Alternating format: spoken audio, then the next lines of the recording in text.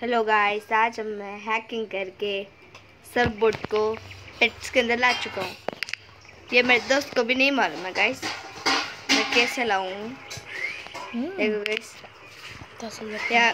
या कुछ भी सर्फबोर्ड का ऑप्शन भी नहीं आता है। मैंने हैक करके मेरे अंदर लेकर आ चुका हूँ सर्फबोर्ड को। साल को दिखाने गाइस, साल को दिखाऊंगा बाद में गाइस।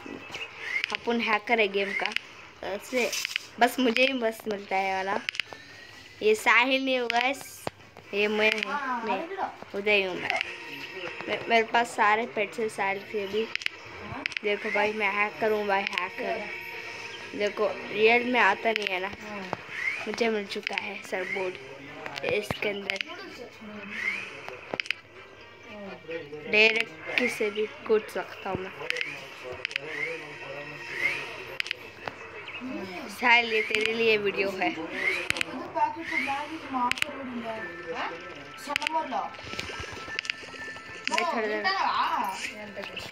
मैं भाग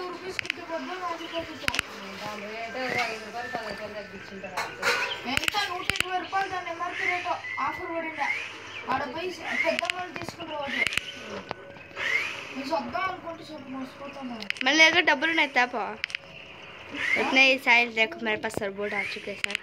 इस सर्फबोर्ड तुझे भी लाना है तो मुझे बोल, मैं तुझे ला कर दे दूँगा सर्फबोर्ड। आज के इतने हैं साइज।